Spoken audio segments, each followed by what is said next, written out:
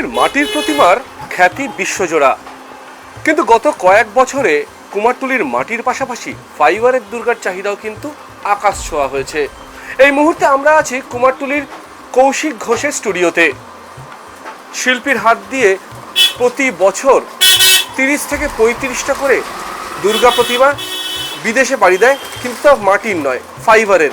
এই মুহূর্তে আমরা যে প্রতিমার সামনে দাঁড়িয়ে আছি সেটিও কিন্তু ফাইবারের প্রতিমা, এবং এটি পাড়ি দিচ্ছে এবার নিউ ইয়র্কে। প্রতিমার কাজ শেষ, বক্সে প্যাকিংও প্রায় শেষ, এবার অপেক্ষা প্রতিমা পাড়ি দেওয়ার।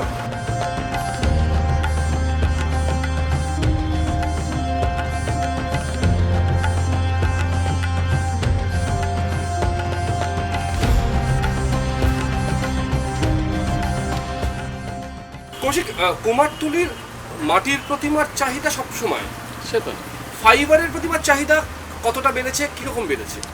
ফাইবারের মেনলি যায় বিদেশে, তো সেটা তো আছেই, সারা বিশ্ব জুড়েই যায়, মানে একদম সারা পৃথিবী জুড়ে। মানে সবসময় ইউএসএ বেশি থাকে, ইউএসএ 8-10টা প্রতি বছর থাকে, তারপরে তো সারা পৃথিবী, Germany, Italy, UK, Canada, Singapore, Dubai, Japan, south Africa, মানে প্রত্যেকটাই অনেকটা দূরে যায় ভারত থেকে। তো এই যে এই প্রতিমাগুলো তৈরির সময় মাথায় কি কি রাখতে হয় সবসময় দেখতে হয় কতটা হালকা করা যায় এবং কতটা ডিউরেবল করা যায় এবং কতদিন টেকানো যায় এটাকে। কারণ এরা নিয়ে গেলে এখন প্রতিমা কেউ 2 বছর, কেউ 4 বছর, কেউ 10 বছর পুজো করে, তো সেই মতো হিসেব করেই বানাতে হয়। মানে একটা প্রতিমাই দীর্ঘদিন ধরে পুজো? একদম একটা প্রতিমাই ওরা 2 বছর 4 বছর, মানে যে কমিটির যেরকম পয়সার ক্ষমতা সেই মতো পুজো করে। এই যে প্রতিমাটা আছে এর বিশেষত্ব? এটা হচ্ছে ফাইবারের তৈরি এবং এটা তারা চেয়েছিল সোলার সাজ, তো সোলার সাজই হয়েছে। এবার একটু নটরাজ স্টাইলে, মানে ওরিয়েন্টাল স্টাইল হয়েছে, তারা চেয়েছিল এই স্টাইলটা, সেই মতোই হয়েছে।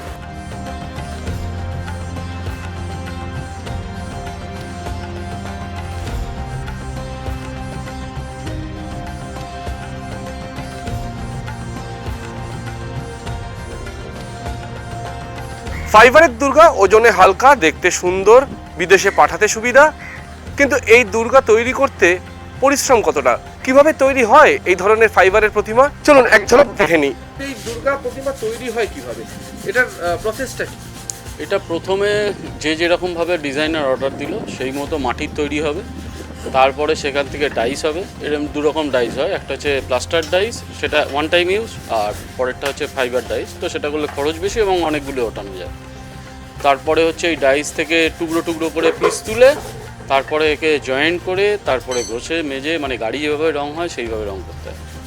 এই যে টুকরো টুকরো করে জয়েন করলে তো দাগ থেকে যায়, সেই টুকরো জয়েন করলে দাগ হবেই, তো টুকরো না করলে ডাইস থেকে ওঠানো যাবে না। তো টুকরো জয়েন করে যে দাগগুলো হবে সেগুলোই ঘষে ঘষে সব পরিষ্কার করে, যেরকম হচ্ছে এখন দেখলে ওই রকম পরিষ্কার করে তারপরে পুটিন হয়। গাড়িতে যেভাবে পুটিন হয়, গ্রে পুটিন, সেই পুটিন হবে, তারপরে প্রাইমার হবে, 2বার করে প্রাইমার হবে, তারপরে কালার হবে। অর্থাৎ মানে একটা প্রতিমা তৈরি করতে গেলে 2বার করতে হচ্ছে, একবার মাটির, তারপরে একবার ফাইবারের। 2বার না 3বার ধরো, কারণ মাটির হচ্ছে, তারপর ডাইসটা হচ্ছে, তারপরে আবার বডি উঠছে। আর এই বডি, একটা দুর্গার বডি 30-32টা টুকরো থেকে তোলা হয়। সেক্ষেত্রে সময়টা কত লাগে একটা প্রতিমা তৈরি করতে, মানে একটা সেট তৈরি করতে? পুরো টাইম তো প্রচুরই লাগে, কিন্তু ওইভাবে বলা মুশকিল, কারণ অনেকজন মিলে কাজ করছে, অনেক রকমভাবে কাজ হচ্ছে, তো ওইভাবেই বলতে থাকে। অর্থাৎ বুঝতে পারছেন, একটা প্রতিমা দেখতে যতটা সুন্দর, দেখে মনে হবে এটা আর কি ব্যাপার, কিন্তু একটা প্রতিমা তৈরির পিছনে কি পরিমাণ পরিশ্রম থাকে সেটা শিল্পী কৌশিকের কথা থেকেই বোঝা গেল।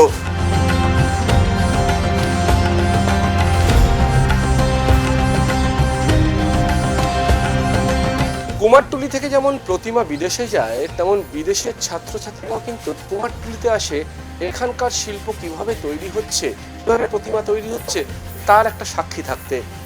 যেমন এই মুহূর্তে আমার সঙ্গে আছে নিউ ইয়র্কের ইমানুয়েল নিউ ইয়র্ক থেকে কৌশিকের কাছে এসছে, শিল্পী কৌশিক ঘোষের কাছে এসছে কিভাবে ফাইবার তৈরি হয় দুর্গা তার একটা সাক্ষী থাকতে এবং কাজ শিখতে।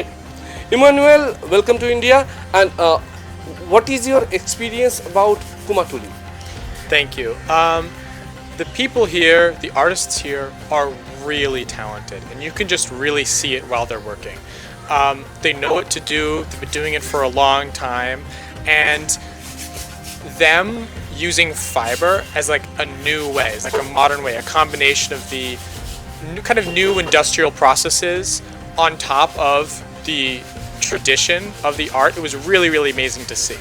And I decided to come here because it's a perfect combination of learning about India and Hindu philosophy combined with a really unique artistic craft and sculpture. Camera শুভজিতের সঙ্গে অনুভব সেনগুপ্ত, বর্তমান ডিজিটাল। ফলো করুন বর্তমান।